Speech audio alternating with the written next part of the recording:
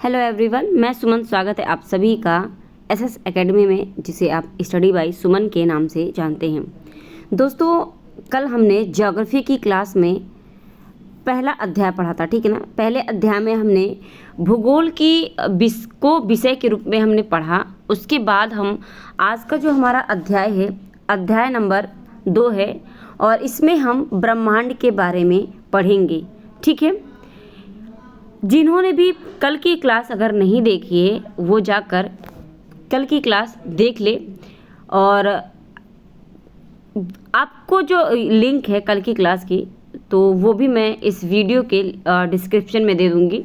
इसके अलावा अगर बात करें तो ये क्लास जो है ज्योग्राफी की एनसीईआरटी पे है, ठीक है ना। ये पूरी की पूरी एनसीईआरटी है और ये आप थंबनेल में देख चुके होंगे, ठीक है ना। और यहाँ पे भी मैं दिखा दूँ अगर सबूत के तौर पे, तो ये आपका कहाँ से लिया गया है, पुराने एनसीईआरटी से, और ये आपका नए एनसीईआरटी, दोनों का मर्ज होगा इसमें, ठीक है। दूसरी बात मैं बता दूं कि ये सिर्फ पर्टिकुलर आपके किसी एक प्रतियोगी परीक्षा के लिए नहीं, बल्कि आने वाले जितने भी प्रतियोगी परीक्षा आपके होते हैं, चाहे वो स्टेट का हो, चाहे वो आपका सेंटर लेवल का हो, ठीक है ना, सभी के लिए ये है। चाहे आप सिविल का कर रहे हो, ठीक है ना, तैयारी, चाहे आप टीचिंग की तैयारी कर रहे हो, चाहे आप वनडे एग्ज़ाम की जितने भी तैयारी आप कर रहे हैं, सभी जो है सभी स्टूडेंट के लिए ये क्लास रहने वाली है, ठीक है ना। तो अब हम स्टार्ट करते हैं अपने क्लास की। और क्लास का जो हमारा पहला टॉपिक है, ये हमारा आज का टॉपिक है, और यहीं से हमारा जो इम्पोर्टेंट टॉपिक है स्टार्ट होता है। ब्रह्मांड के बारे में जानेंगे सबसे पहले, ठीक है ना। अब देखिए, बात करें तो ब्रह्मांड क्या है, ठीक है। सबसे पहले तो ब्रह्मांड क्या है, तो सबसे पहले बात करें आकाशगंगा, जिसे आप इंग्लिश में गैलेक्सी कहते हैं, ठीक है ना।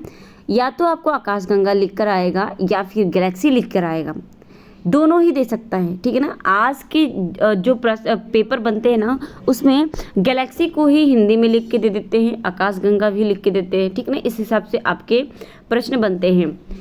तो आकाशगंगा को गैलेक्सी कहते हैं, और गैलेक्सी के सभी पुंजों को सम्मिलित रूप से ब्रह्मांड या यूनिवर्स कहते हैं। ब्रह्मांड को इंग्लिश में यूनिवर्स कहा जाता है, ओके। तो जो गैलेक्सी के जितने भी पुंज, यानी जितने भी उसके पार्ट हैं, जितने भी भाग हैं, यानी जो भी गैलेक्सी के अंदर आता है, ठीक है ना, जो भी चीज़ें गैलेक्सी के अंदर आता है, वो सभी जो ग्रुप होता है, जो सम्मिलित रूप होता है, उन्हें आप क्या कहते हैं, ब्रह्मांड कहते हैं, ठीक है। जैसे अर्थात सूक्ष्मतम जो छोटे से छोटे अणु होते हैं, छोटे से छोटे अणु से लेकर बड़े से बड़े पिंडों के सम्मिलित स्वरूप को ब्रह्मांड कहते हैं। अब आपको यहाँ से समझ में आ गया होगा, चाहे छोटा पार्टिकल हो चाहे बड़ा पार्टिकल हो, ठीक है ना। और पिंड को जेंट भी कहते हैं। तो इन सभी के समूहों को हम क्या कहते हैं, ब्रह्मांड कहते हैं। आई होप इतना आपको समझ में आ गया होगा। फिर है ब्रह्मांड का जो अध्ययन है, ब्रह्मांड के अध्ययन को क्या कहते हैं, तो खगोल विज्ञान कहते हैं, जिसे इंग्लिश में कॉस्मोलॉजी कहा जाता है। ब्रह्मांड के अध्ययन को क्या कहा जाता है, ये आपसे ऑब्जेक्टिव में पूछ सकता है, ठीक है ना। तो ब्रह्मांड के जो अध्ययन होते हैं उसको खगोल विज्ञान कहते हैं, और खगोल विज्ञान को ही आप इंग्लिश में कॉस्मोलॉजी कहते हैं। मैंने कल ही बताया था, जहाँ पे आपका लॉजी लग जाता है, ये इसका मतलब होता है अध्ययन, ओके। इसका क्या मतलब होता है, अध्ययन होता है। ब्रह्मांड का विस्तार तारों, ग्रहों, उपग्रहों, आकाशगंगा तथा अन्य खगोलीय पिंडों के रूप में देखा जाता है। तो ब्रह्मांड का जो विस्तार है, ग्रह, तारा, उपग्रह, आकाशगंगा और जितने भी आपके क्षुद्र ग्रह और अन्य जितने भी खगोलीय पिंड होते हैं, इन्हें देखा जाता है, खगोलीय पिंडों के रूप में इनको देखा जाता है, ठीक है ना। अब बात आती है कि ब्रह्मांड की उत्पत्ति कैसे हुई। हमने समझ लिया ब्रह्मांड है क्या चीज़, ठीक है ना। अब बात आती है कि ब्रह्मांड की आखिर उत्पत्ति कैसे हुई, ठीक है ना।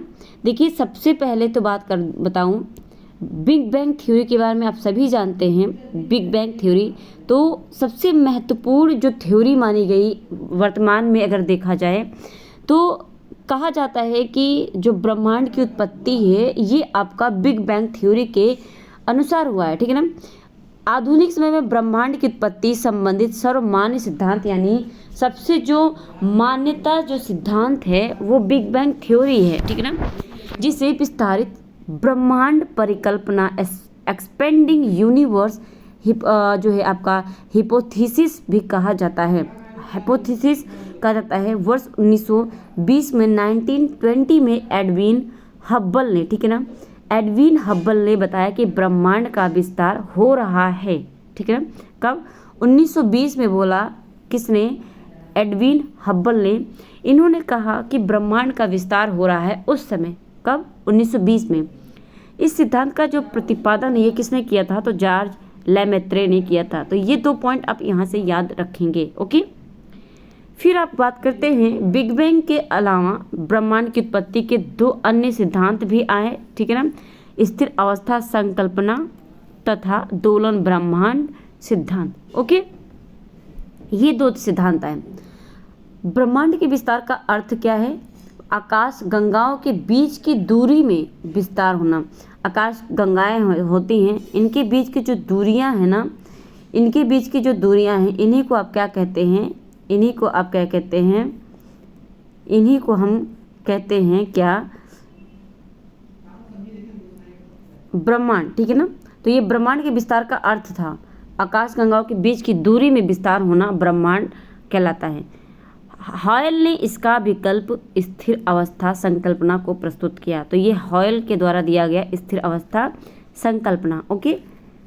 ब्रह्मांड की उत्पत्ति के सिद्धांत निम्नलिखित हैं। कौन से? आपका पहला है बिग बैंग थ्योरी, और बिग बैंग थ्योरी के सिद्धांत के अनुसार ब्रह्मांड का जो विस्तार है निम्न अवस्था में हुआ। आरंभ में वे सभी पदार्थ जिनसे ब्रह्मांड बना, ठीक है, जितने जो भी पदार्थ थे जिनसे ब्रह्मांड का निर्माण हुआ, ये बहुत छोटे थे, ठीक है ना, बहुत छोटे गोलक एकाकी परमाणु के रूप में एक ही स्थान पर स्थित थे। ये बिल्कुल कहा जाता है कि मटर के दाने के समान था, ठीक है, जिसका आयतन अत्यधिक सूक्ष्म तथा एवं तापमान और घनत्व तो सबसे ज़्यादा होता है, ठीक है ना। इसका जो आयतन है ये सूक्ष्म होता है और इसका जो तापमान और घनत्व है ये अधिक था, ठीक है। बात करें इसका, एक मिनट, बिग बैंग की प्रक्रिया में इस अति छोटे गोलक में भीषण विस्फोट हुआ, ठीक है ना। कहा जाता है कि एक भीषण विस्फोट होता है तथा इसके बाद इसका जो विस्तार हुआ। बिग बैंग की घटना आज से 13.7 अरब वर्षों पहले हुई थी, ठीक है। इस पॉइंट को आप ध्यान में रखेंगे, ये आपसे पूछ सकता है। ब्रह्मांड विस्तार के कारण कुछ ऊर्जा पदार्थ में परिवर्तित हुई। इसके बाद आरंभिक 3 मिनट के अंदर ही पहले परमाणु का निर्माण हुआ। बिग बैंग से 3 लाख वर्षों के दौरान तापमान 4500 डिग्री, ठीक है ना, 4500 डिग्री केल्विन तक गिर गया था। तो ये बात आप ध्यान में रखेंगे, इस लाइन को, गिर गया और अंततः परमाणुवीय पदार्थ का निर्माण हुआ और ब्रह्मांड पारदर्शी हो गया। तो ये बिग बैंग थ्योरी था। फिर आपका आता है स्थिर अवस्था संकल्पना, स्टडी स्टेट थ्योरी। इस संकल्पना को हरमन बॉन्डी, थॉमस गोल्ड और फ्रेड हॉयल ने प्रस्तुत किया था। स्थिर अवस्था संकल्पना को 3 लोगों ने दिया, जिसमें हरमन बॉन्डी, थॉमस गोल्ड तथा फ्रेड हॉयल थे। स्थिर अवस्था संकल्पना के अनुसार ब्रह्मांड का विस्तार लगातार जारी है, ठीक है ना, ये इनका कहना है। किसका? स्थिर अवस्था संकल्पना के अनुसार कहना है कि जो ब्रह्मांड का विस्तार है ये लगातार अभी भी जारी है। पुरातन आकाश गंगाएं लगातार नवीन आकाश गंगाओं की ओर बढ़कर उनका स्थान ले रही हैं। इससे ब्रह्मांड के घनत्व में स्थिरता बनी हुई है। फिर आपका पॉइंट आता है दोलन ब्रह्मांड सिद्धांत, ठीक है। दोलन ब्रह्मांड सिद्धांत पे इस सिद्धांत का प्रतिपादन किसने किया? तो डॉक्टर एलन संडेस ने किया, ठीक है ना। एलन संडेस ने इसका प्रतिपादन किया। अब जैसे दोलन ब्रह्मांड सिद्धांत किसने दिया, अगर किसने प्रतिपादन किया इसका, तो अगर इसको याद करना है तो संबंध कैसे बनाएंगे? यहाँ पे दोलन है और यहाँ पे भी लन है और यहाँ पे भी लन है। यहाँ पे दो दिया है यहाँ पे ए, तो लन तो दोनों में आ रहा है ना, दोलन एलन, लन लन से आप याद रख लेंगे दोलन ब्रह्मांड सिद्धांत डॉक्टर एलन संडेस ने दिया था। ठीक है। प्रारंभिक ब्रह्मांड में ऊर्जा तथा पदार्थ का वितरण समान नहीं था। ये किसका कहना है? ये एलन संडेस का कहना है कि जो स्टार्टिंग ब्रह्मांड था उसमें ऊर्जा तथा पदार्थ का वितरण समान नहीं था। घनत्व में आई भिन्नता से गुरुत्वाकर्षण में भी भिन्नता आई। गुरुत्वाकर्षण में आई भिन्नता के कारण, ठीक है, पदार्थों का एकत्रीकरण आरंभ हुआ। यही एकत्रीकरण आकाश गंगाओं के विकास का आधार बना। अब पॉइंट हमारा आता है खगोलीय पिंड। खगोलीय पिंड क्या है, इन्हें हम जानेंगे। सूर्य, चंद्रमा, तारा तथा वे सभी आकाशीय पिंड जो रात में आसमान में चमकते हैं उन्हें खगोलीय पिंड कैलेस्टियल बॉडीज़ कहते हैं। आप देखते हैं रात में जब आप निकलते हैं तो अगर गांव से हैं तो आपको तो कहीं पे भी दिख जाता है, ठीक है ना। गांव में अगर जाते हैं कहीं भी आप रात में निकलते हैं तो आपको दिख जाता है जितने भी चमकते हुए तारे होते हैं, ठीक है ना। लेकिन अगर सिटी में है तो जो लाइटें होती हैं ना, लाइटों की वजह से सिटी में ये जो तारे होते हैं ना ये बहुत कम दिखाई देते हैं। तो जब बहुत ज़्यादा अंधेरा होता है, उधर लाइट वगैरह नहीं होती, वहाँ पे ये सारी चीज़ें आपको देखने को मिलेंगी, ठीक ना। तो ये रात में दिखते हैं, जो स्टार कहलाती हैं ये रात में आपकी दिखती हैं। चंद्रमा भी आपका रात में दिखता है, सूर्य आपका सुबह दिखता है। जितने भी चमकती हैं ये क्या है, आकाशीय पिंड है, ठीक है ना। ये क्या है, खगोलीय पिंड है आपकी। सूर्य, चंद्रमा और जितने भी आकाशीय पिंड हैं ये सभी के सभी खगोलीय पिंड होती हैं। इन्हें आप कैलेस्ट्रियल बॉडीज़ कहते हैं। खगोलीय पिंडों एवं उनकी गति के संबंध में अध्ययन करने वाले को क्या कहते हैं, खगोल शास्त्री यानी एस्ट्रोनॉमर कहा जाता है। जो भी खगोलीय पिंडों का अध्ययन करता है, उनकी गति के संबंध में अध्ययन करता है, उसे खगोल शास्त्री कहा जाता है। ओके, नेक्स्ट है आपका आर्यभट्ट प्राचीन भारतीय खगोल शास्त्री थे, ठीक है ना। तो आपसे ये पूछ सकता है कि प्राचीन भारतीय खगोल शास्त्री कौन थे, तो ये आपका आंसर हो जाएगा आर्यभट्ट, जिन्होंने कहा था कि सभी ग्रह तथा चंद्रमा परावर्तित सूर्य के कारण चमकते हैं। तो ये आपसे पॉइंट यहाँ से बन सकता है कि किसने कहा था कि सभी ग्रह तथा चंद्रमा परावर्तित सूर्य के कारण चमकते हैं, तो ये कहा था आर्यभट्ट ने। ओके, नेक्स्ट है आपका आकाशगंगा। आकाशगंगा की बात करें तो यह करोड़ों तारों, बादलों तथा गैसों की एक प्रणाली होती है। आकाशगंगा आप जानते हैं, रात में आप छत के ऊपर जब लेटते हैं तो आप देखते हैं आकाश में चमकते हुए तारे दिखाई देते हैं, ठीक है ना।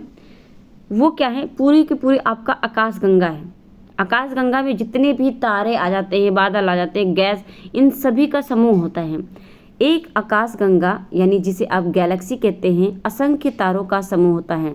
तो यानी एक जो आकाशगंगा होता है ना, एक आकाशगंगा, ये मान लीजिए कोई एक आकाशगंगा है और इसमें असंख्य तारों का समूह होगा, ठीक है ना। इसमें असंख्य तारों का समूह होगा, ये असंख्य तारे होते हैं, ये आपका एक आकाशगंगा होता है, ठीक है। इसके अंदर आती हैं तारों का समूह, ठीक है। तथा लाखों आकाशगंगाएं मिलकर ब्रह्मांड का निर्माण करती हैं, ठीक है। तो लाखों आकाशगंगाएं जब मिलती हैं तब ब्रह्मांड का निर्माण होता है। लाख असंख्य तारे मिलते हैं तो आपका गैलेक्सी बनता है, ये बात आप ध्यान में रखेंगे। प्रारंभिक ब्रह्मांड में ऊर्जा व पदार्थ का वितरण समान नहीं था, ये बात अभी हमने पढ़ा, ठीक है ना। इससे पहले ही घनत्व में भिन्नता से गुरुत्वाकर्षण बलों में भिन्नता आई, इससे जिससे पदार्थ का एकत्रण हुआ जो आकाशगंगाओं के विकास का आधार बना। ये पॉइंट्स भी हमने पीछे अभी पढ़ा है, ठीक है। इसका विस्तार इतना अधिक होता है कि उनकी दूरी हजारों प्रकाश वर्ष में होती है। एक आकाशगंगा का व्यास 80,000 से 1,50,000 प्रकाश वर्ष के बीच होता है। इस पॉइंट को आप ध्यान में रखेंगे कि एक आकाशगंगा का जो व्यास होता है ये 80,000 से लेकर 1,50,000 प्रकाश वर्ष के बीच हो सकता है। अब हम देखेंगे आकाशगंगा के प्रकार। आकाश गंगा के 3 प्रकार है। कौन कौन से? सर्पाकार आकाश गंगा, जिसे आप स्पाइरल गैलेक्सी कहते हैं, और दूसरा है आपका दीर्घ वृत्ताकार आकाश गंगा, जिसे आप कहते हैं एलिप्टिकल गैलेक्सी। नेक्स्ट आपका थर्ड है अनियमित आकाश गंगा, इरेगुलर गैलेक्सी। ठीक है, अब हम इसे क्रमबद्ध पढ़ लेते हैं। ठीक है ना, जो स्पाइरल गैलेक्सी होता है, सर्पाकार गैलेक्सी होता है, यह समतल डिस्क के समान विस्तृत होता है। ठीक है ना, समतल डिस्क के समान विस्तृत होता है, इस बात को ध्यान में रखेंगे, जिसकी सर्पाकार भुजाएं उन तरंगों को घेरती हैं जो नए तारों के निर्माण के लिए उत्तरदायी होती हैं। सर्पाकार आकाशगंगा सबसे सुंदर दृश्य प्रस्तुत करती है। मिल्की वे, जिसे आप मंदाकिनी कहते हैं या फिर जिसे आप आकाशगंगा कहते हैं, ठीक है ना, मिल्की वे आकाशगंगा जिसमें सौरमंडल स्थित है। तो मिल्की वे में क्या है? सौरमंडल स्थित है आपका। ठीक है ना, सर्पाकार आकाशगंगा है, जो सौरमंडल है, जो मिल्की वे है, ये क्या है? आपका सर्पाकार आकाशगंगा है। दीर्घ वृत्ताकार आकाशगंगा, यह दीर्घ वृत्ताकार तथा गोलाकार आकृति बनाती है, जिसमें 1 ट्रिलियन तारे होते हैं। कितने? 1 ट्रिलियन तारे होते हैं, किंतु धूल कण तथा ग्रहाणु कम ही होते हैं। दीर्घ वृत्ताकार आकाशगंगा के तारे पुराने तथा, ठीक है ना, पुराने तथा विकसित होते हैं। दीर्घ वृत्ताकार आकाशगंगा में सबसे बड़ी ज्ञात आकाशगंगा माफेई 1 है। ब्रह्मांड की अधिकांश आकाशगंगा इसी श्रेणी की हैं। ठीक है ना, तो इस बात को आप ध्यान में रखेंगे। यहाँ से आप ध्यान में, आपको ये चीज़ यहाँ से ध्यान में रखना है। ठीक है ना, ये आप ध्यान में रखेंगे।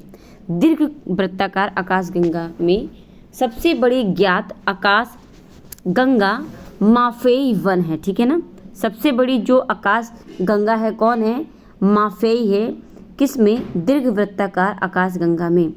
ब्रह्मांड की अधिकांश आकाश गंगा इसी श्रेणी की होती हैं। किसकी? माफेई 1 की। ठीक है, इस बात को ध्यान में रखेंगे। नेक्स्ट है आपका अनियमित आकाश गंगा, इरेगुलर गैलेक्सी। इस प्रकार की आकाश गंगा न तो सर्पाकार और न ही दीर्घाकार अथवा अंडाकार होती हैं। ऐसी आकाश गंगाएं किसी नियमित आकार की नहीं होती और इसका कारण आकाश गंगाओं के निकट खगोलीय पिंडों का गुरुत्वाकर्षण के अधीन होना है। सेक्टोस ए, ठीक है ना, इस बात को आप यहाँ से ध्यान में रखेंगे। सेक्टोस ए अनियमित आकाश गंगा में ज्ञात सबसे बड़ी आकाश गंगा है। तो अनियमित आकाश गंगा की सबसे बड़ी ज्ञात गंगा आकाश गंगा कौन सी है? तो ये आप सेक्टोस ए कहेंगे, और आपका माफेन ए आपका ये हो जाएगा माफेई ए। माफेई 1 आपका दीर्घ वृत्ताकार आकाश गंगा का हो जाएगा। ठीक है, इस बात को आप ध्यान में रखेंगे। अगला क्वेश्चन है, अगला हमारा पॉइंट है आकाश गंगा की। ये आपकी बात करें आकाश गंगाएं, ठीक है ना, प्रमुख आकाश गंगाएं कौन कौन सी हैं ये देखेंगे। सबसे पहली बात है मंदाकिनी आकाश गंगा, जिसे आप मिल्की वे कहते हैं। ठीक है ना, मिल्की वे हमारा जो सौरमंडल है ना, हमारा जो सौरमंडल है मंदाकिनी आकाश गंगा का भाग है। यह खुले आकाश में एक ओर से दूसरी ओर तक फैली चौड़ी सफ़ेद पट्टी में दिखाई पड़ती हैं। प्राचीन भारत में इसकी कल्पना प्रकाश की बहती नदी से की गई थी। इसमें लगभग 1 अरब तारे पाए जाते हैं। तो आपको ये लाइन आपको ध्यान में रखनी है, यहाँ से आपके प्रश्न बन सकते हैं। ठीक है ना, यह तस्तरी सदृश चपटी है। इसमें 3 घूर्णनशील भुजाएं हैं। इसका विस्तार 80,000 प्रकाश वर्ष है। ये आपको ध्यान में रखना है। इसके केंद्र को बल्ज कहा जाता है, ये आपको ध्यान में रखना है। इसके केंद्र को क्या कहा जाता है? बल्ज कहा जाता है। ठीक है, इसे ध्यान में रखेंगे। बात करें हम अब नेक्स्ट एंड्रोमेडा आकाशगंगा। एंड्रोमेडा आकाशगंगा यह हमारी मंदाकिनी आकाशगंगा के सर्वाधिक निकट स्थित है। तो आपसे ये प्रश्न पूछता है कि हमारी जो मिल्की वे है ना, हमारा जो आकाशगंगा है मंदाकिनी, उसके सबसे निकट जो स्थित मंदाकिनी है, आकाशगंगा है, वो कौन सा है, हमारी मंदाकिनी आकाशगंगा के सर्वाधिक निकट कौन सी आकाशगंगा है, तो ये आपका हो जाएगा एंड्रोमेडा आकाशगंगा, ठीक है ना। एंड्रोमेडा आकाशगंगा सबसे निकट है। यह सौर मंडल से 22 लाख प्रकाश वर्ष दूर है। इसमें तारों की संख्या हमारी मंदाकिनी से 2 गुनी अर्थात 2 अरब तारे हैं, खरब तारे हैं, ठीक है ना। यानी हमारी मंदाकिनी से ज़्यादा हैं इसमें आकाशगंगाएं, जो संख्या, तारों की संख्या जो है हमारी मंदाकिनी से ज़्यादा है एंड्रोमेडा में, और ये एंड्रोमेडा आकाशगंगा मंदाकिनी के सर्वाधिक निकट स्थित है। और ये प्रश्न आपका बनता है, इस आकाशगंगा से पृथ्वी तक प्रकाश पहुंचने में 3 मिलियन वर्ष का समय लगता है, ठीक है, इस बात को भी ध्यान में रखेंगे। नेक्स्ट हमारा है निहारिका। निहारिका के बारे में देखेंगे। निहारिका इस आकाशगंगा के निर्माण की शुरुआत हाइड्रोजन गैस से बने विशाल बादल के संचयन से हुई है। किसका? निहारिका। तो निहारिका को सौर मंडल का भाग नहीं कहा जाता है, ठीक है ना, सौर मंडल का भाग नहीं है। ये आपका प्रश्न बनता है। ये आपका आकाशगंगा के निर्माण की शुरुआत में हाइड्रोजन गैस से बने विशाल बादल के संचयन से इसकी जो है निर्माण हुआ। इसे निहारिका या इंग्लिश में नेब्यूल कहते हैं, ठीक है ना, इंग्लिश में नेब्यूल कहते हैं। यह समय अनुसार बढ़ती गई और इसमें गैस के विशाल पुंज विकसित हुए जो बढ़कर घने गैसीय पिंड बने, जिनसे तारों का निर्माण आरंभ हुआ। तारों का जो निर्माण है लगभग 5 से 6 वर्ष पूर्व हुआ था, इस बात को ध्यान में रखेंगे।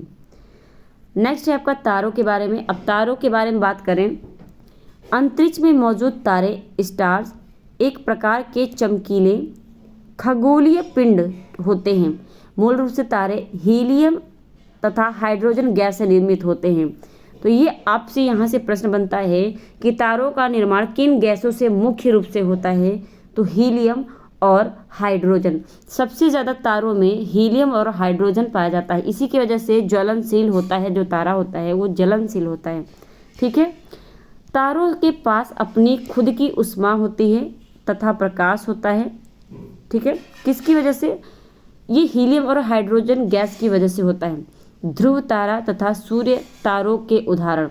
तो ध्रुव तारा का अपना ऊष्मा होता है, अपना प्रकाश होता है, और सबसे बड़ा उदाहरण आपका सूर्य हो गया। सूर्य एक तारा है, ये बात आप ध्यान में रखेंगे। सूर्य क्या है? एक तारा है।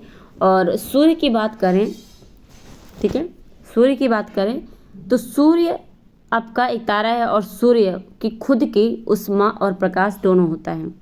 ध्रुव तारा रात्रि में उत्तर दिशा की ओर स्थिर दिखता है, ठीक है ना, रात में ये उत्तर की ओर दिखता है। और आपका जो है सुबह के टाइम पे कहाँ दिखता है, इस बात को भी ध्यान में रखना है। तो जो ध्रुव तारा होता है ना, ये रात में आपका उत्तर दिशा की ओर दिखता है। फिर आपका बात करें, सूर्य पृथ्वी का सबसे निकटतम तारा होता है। तो पृथ्वी के सबसे निकटतम तारा कौन सा है? सूर्य, जो कि हम डेली देखते हैं, ठीक है ना, सूर्य को हम अपनी नंगी आंखों से डेली देखते हैं, ठीक है। पृथ्वी से 14.98 करोड़ किलोमीटर की दूरी पर है। अगर 14.98 करोड़ किलोमीटर नहीं देता है तो इसके आसपास का अगर देता है 15 करोड़ किलोमीटर देता है तो भी आप टिक लगा देंगे, ठीक है ना। लेकिन उसमें अगर देता है कि कोई नहीं इनमें से, तो आप कोई नहीं को ही प्रीफर करेंगे। इस बात को ध्यान में रखेंगे कि जो सूर्य की दूरी है पृथ्वी से कितनी है, 14.98। यहाँ से आप पॉइंट्स को ध्यान में रखेंगे, ठीक है ना, यहाँ से आप पॉइंट को ध्यान में रखेंगे। और आप यहाँ पे ये चीज़ ध्यान में रखेंगे कि जो सूर्य के प्रकाश है ना, पृथ्वी तक आने में, सूर्य के जो प्रकाश है ये पृथ्वी तक आने में कितना समय लेता है? 8, ठीक है ना, ये लेता है आपका 8.3 मिनट, ठीक है ना, 8.3 मिनट, ये आपका 500 सेकेंड समय लगता है पृथ्वी पर सूर्य के प्रकाश को पहुंचने में। कितना? 8.3 मिनट 500 सेकेंड, ठीक है, इस पॉइंट को ध्यान में रखेंगे। नेक्स्ट है आपका सौरमंडल के बाद पृथ्वी के सबसे निकट का तारा कौन है? Proxima Centauri. प्रॉक्सिमा सेंचुरी पृथ्वी के सबसे निकट तारा है। किसके? सौर मंडल के उपरांत, ठीक है ना, जिसकी दूरी पृथ्वी से 4.28 प्रकाश वर्ष है। सौर मंडल के बाद पृथ्वी के सबसे निकट का जो तारा है प्रॉक्सिमा सेंचुरी है, इस बात को ध्यान में रखेंगे। फिर है इसकी जो दूरी है पृथ्वी से, ये पूछ सकता है प्रकाश वर्ष कितना है? 4.28 प्रकाश वर्ष, ठीक है ना, 4.28 4.28 आप इसे कह सकते हैं प्रकाश वर्ष इसकी दूरी है प्रॉक्सिमा की, ठीक है ना।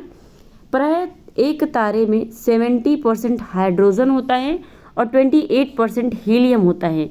बाकी के 1.5% कार्बन और नाइट्रोजन, नियान और 0.5% अन्य गैसें होती हैं, ठीक है।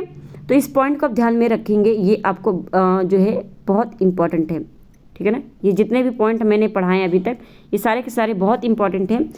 यहाँ से आपके प्रश्न बनता है, हाइड्रोजन आपका 70% होता है, हीलियम आपका 28% होता है, ठीक है।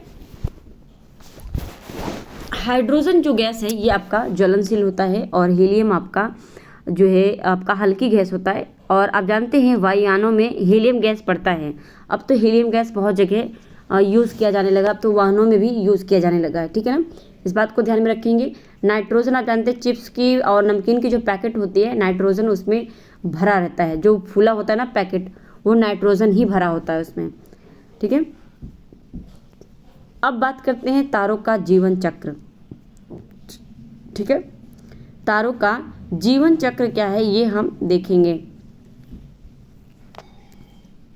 ठीक है। तारों का जो जीवन चक्र है, सबसे पहले तो बात करें, पहला पॉइंट है आपका लाल दानव, ठीक है ना, लाल दानव जिसे आप रेड जेंट कहते हैं। लाल दानव रेड जेंट तारों की वह अवस्था है जब उसमें हाइड्रोजन की मात्रा कम हो जाती है, ठीक है ना। किसकी? हाइड्रोजन की मात्रा जब कम हो जाती है तथा तारा लाल होने लगता है, यह तारे के अंतिम समय की प्रथम अवस्था होती है। लाल दानों में क्या होता है, हाइड्रोजन की जो मात्रा होती है वो कम हो जाती है और जो तारा होता है वो लाल होने लगता है। यह क्या होता है, अंतिम समय की प्रथम अवस्था होती है। लाल दानव तारे में दो स्थितियां आती हैं, जब वह श्वेत वामन तारे यानी वाइट ड्वार्फ स्टार में बदलता है या फिर न्यूट्रॉन तारा यानी न्यूट्रॉन स्टार में बदलता है, ठीक है।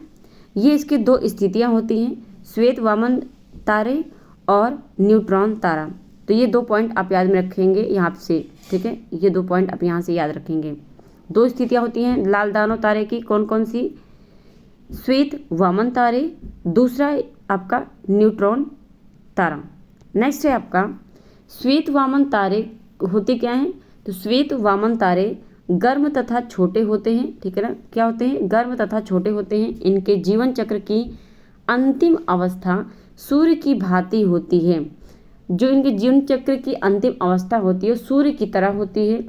श्वेत वामन तारों का जो द्रव्यमान होता है सूर्य के समान होता है, किंतु व्यास सूर्य के व्यास का 1% रह जाता है। तो इस बात को ध्यान में रखेंगे।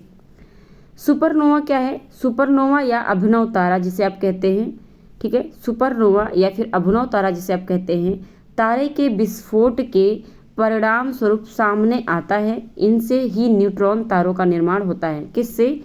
सुपरनोवा से। सुपरनोवा के विस्फोट से ही आपका न्यूट्रॉन तारों का निर्माण होता है। अब हमारा यहाँ से हम पढ़ लेते हैं इम्पॉर्टेंट पॉइंट, कृष्ण छिद्र क्या है, ठीक है ना। कृष्ण छिद्र क्या है? अत्यधिक द्रव्यमान वाले वे तारे जिनका जीवन समय समाप्त हो जाता है। कृष्ण छिद्र यानी जिसे आप ब्लैक होल कहते हैं, ठीक है ना। कृष्ण छिद्र किसे कहते हैं? ब्लैक होल, ठीक है। इनका जो जीवन समय होता है समाप्त हो जाता है, ब्लैक होल का निर्माण होता है। कृष्ण छिद्र में द्रव्यों का घनत्व नहीं मापा जाता है। अब देखिए, अभी तक आप इसे ब्लैक होल के नाम से जानते हैं, ठीक है ना। हमें आप ब्लैक होल लिख के आएगा तो आप समझ जाएंगे, तब तो आप समझ जाएंगे। लेकिन आपने देखा है एनसीईआरटी में ये कृष्ण होल के छिद्र के नाम से भी जाना जाता है। तो आपसे अगर आपको फंसाना होगा तो ये ब्लैक होल की जगह कृष्ण छिद्र भी लिख कर दे सकता है, ठीक है। तो इस बात को आप ध्यान में रखेंगे, या एक पॉइंट आप ध्यान में रखेंगे।